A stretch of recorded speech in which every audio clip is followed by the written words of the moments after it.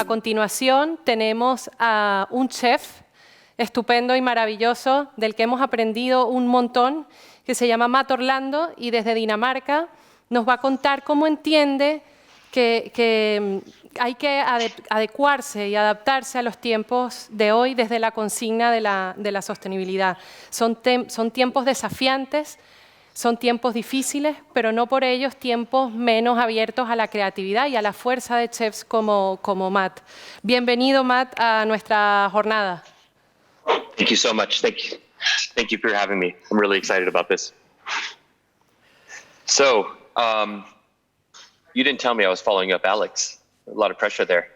So I wanted to start, we were shut down for 3 months here in Copenhagen, and it was the first time in my career that I had time to really step back and look at what our industry was and where we were going and where were we going as a restaurant at Amass, but I think most important, where we were going as an industry.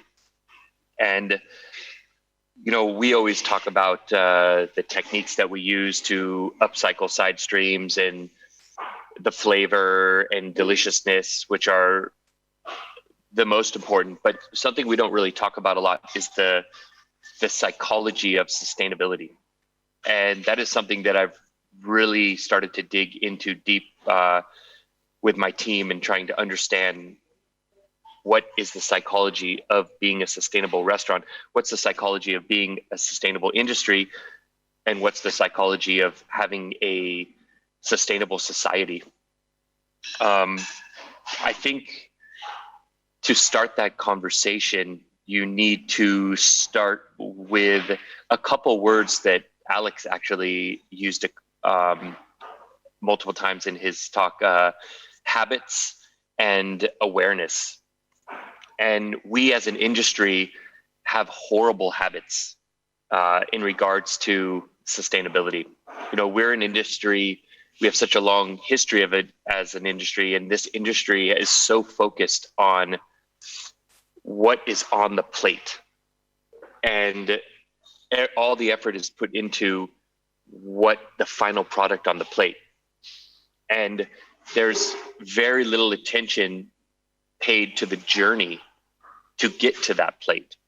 And when you stop for a second and start to analyze the journey, that's when you start this process of changing your mindset or becoming aware. And awareness is, I would say, one of the most important parts of the whole equation here. And I don't feel I was totally aware until, the pandemic hit and we were forced to take a step back and just really analyze what is happening to our industry, how are we working, and then to kind of see these little glimpses out there in the world, why the world was shut down, of harbors becoming clean or cleaner within months, and insects coming back to certain parts of the cities, and birds coming back to certain parts of forests that they had left. And that really starts to make you think about the impact that we're having. So this changing your mindset is the first step to all of this. And that is also the most difficult step in this whole equation of sustainability. We've been operating at Amass pretty aggressively within this realm.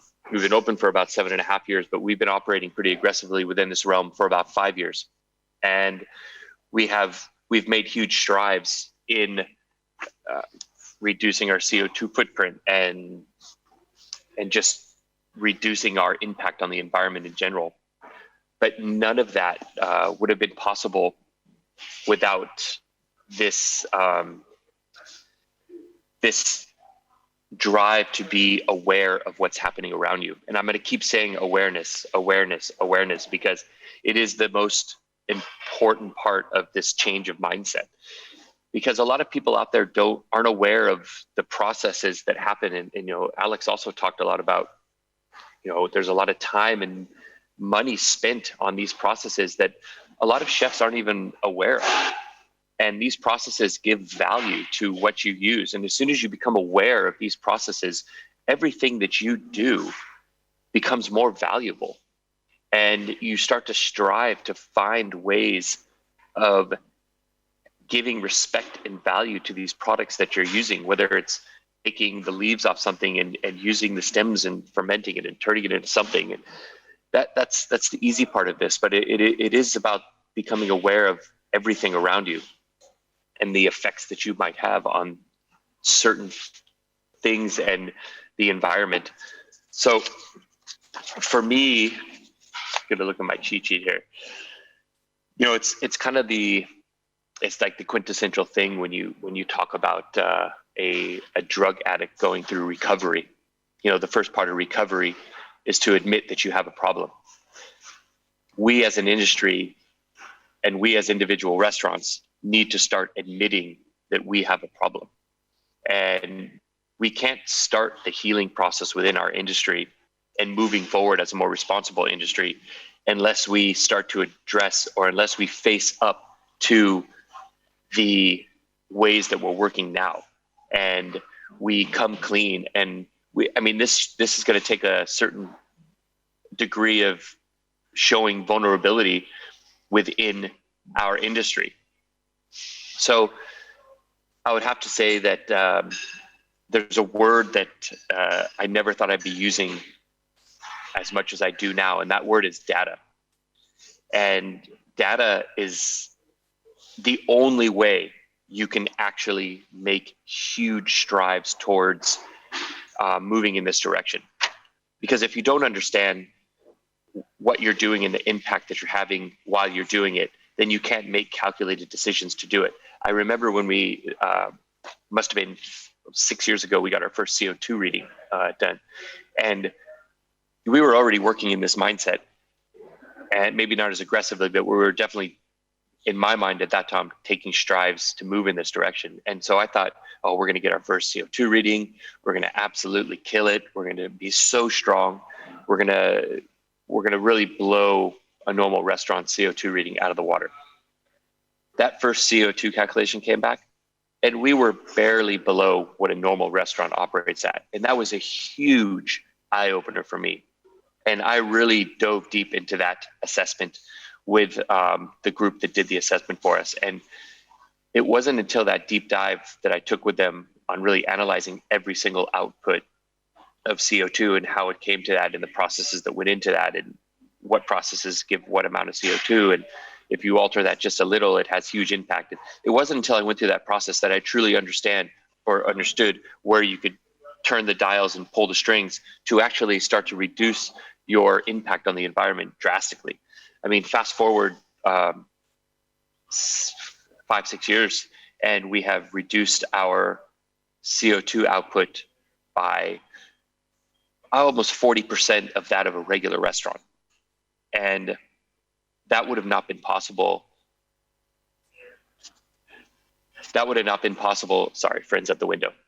That would have not been possible without this knowledge that I had gained through going through this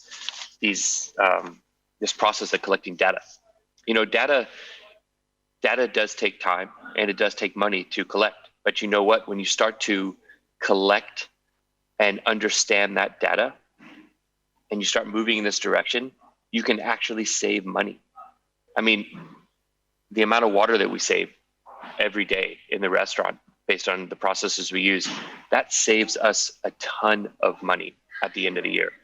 So there's definitely quite a monetary value to this way of working. You know, it takes work to get going in this direction. And you need to be willing to make some sacrifices up front. And, you know, a lot of people say, okay, you've put such limitations on what you're doing. Does that limit your creativity? And I say, actually, no, it is forcing us into realms that actually expand our creativity. You know, when you operate in a sense where everything is available and you can order any type of vegetable at any time of year, then your creativity is actually diluted. Whereas if you put yourself and you force yourself into a corner and allow yourself certain things to operate with and nothing else, that is when you enter a whole new part of the creative process. I'm a true believer that limitations create new ways of thinking. And that is, my staff will tell you first and foremost that I definitely force all of us into very uncomfortable situations in regards to the creative process. But that's okay, because that forces us to actually find things that if we would have taken the easy route out, we would have never found those ways of doing things. And generally those ways of doing things are not only more exciting, but most importantly, delicious. A lot of people out there are really pushing the sustainability agenda, and that's great. And I'm happy that this is a conversation that we're having more regularly. But one thing that is really important to remember is that unless you can deliver a really superior product and an experience, whether you're operating an upscale restaurant like we are, or you're developing products to be sold as retail, all of us who are involved in this movement have a responsibility to each other. And that responsibility is to really strive to create the best products possible. Because the worst thing, and I've run into this so many times, is that when you go out to, or you could be in the grocery store and then you see this bar that says, oh, this is made out of upcycled beer grains, and it's made out of old bananas that we're going to be thrown away, and blah, blah, blah, blah. And you take, I'm sorry, Rachel, can you, thank you, sorry. I'm in the dining room and we're about to start service in 15 minutes. But if you don't create a product that isn't delicious, and I buy this bar and you eat it and it's actually disgusting, you've actually set us all back in the vision that we're trying, or the agenda that we're trying to push. Because now a normal person that isn't thinking in this way buys that bar thinking, oh, I'm going to give this a go, I want to do the right thing. They eat that bar and it's disgusting. Now we've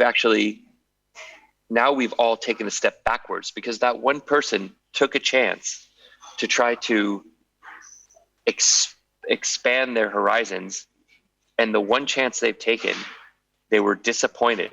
It's going to take a lot more effort to get that person to come back into this realm that we're operating in, and it's going to take a lot more effort to get that person to change their mindset. So that's we talk about this all the time at the restaurant, is that we have a responsibility to deliver an exceptional experience and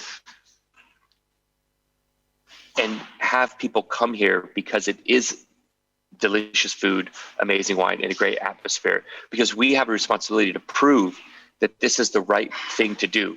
And you don't have to compromise on anything to do it. In fact, you can actually enhance the experience, because you're offering a great experience, but you're also offering that person the satisfaction of making a responsible decision on either going to a restaurant or eating this bar that has less of an impact on the environment.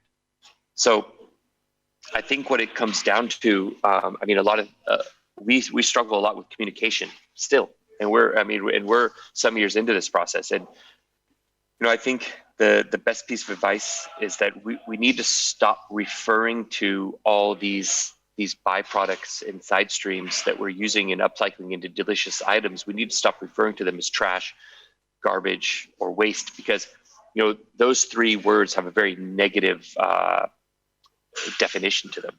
And so if we keep calling them that, it devalues what they really are. And they are flavor. They're a product. They're not waste. They're not trash. If you can turn them into something delicious and give them value, then they're not trash. So I think what I would maybe like to end with is that, if you're choosing to aggressively go down this path and make this conscious decision to operate in this way, then you also have to be aware that you have a responsibility to everyone else that is going in this direction. You have a responsibility to yourself. You have a responsibility to the environment. You have a responsibility to the world. And unless you can accept that responsibility, I think you should really think hard about kind of what you're getting yourself into.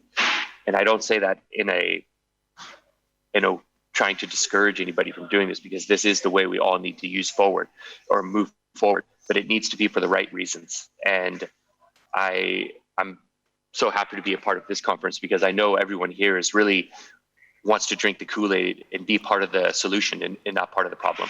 So thank you very much, Basque Culinary Center, for letting me be a part of this. Thank you, FRUTO. Thank you, Alex. It was a pleasure. And like Alex said, technology has really expanded my mind and given us the opportunity to really connect with a lot of people. So thank you so much. Thank you, Matt. It is amazing to hear you, as always, and it's incredible how right you are when you give importance to words and the meaning, no, that things end up having because of the words that we choose to describe food as waste. You're exactly right, and it's not then about being creative, but about being responsible.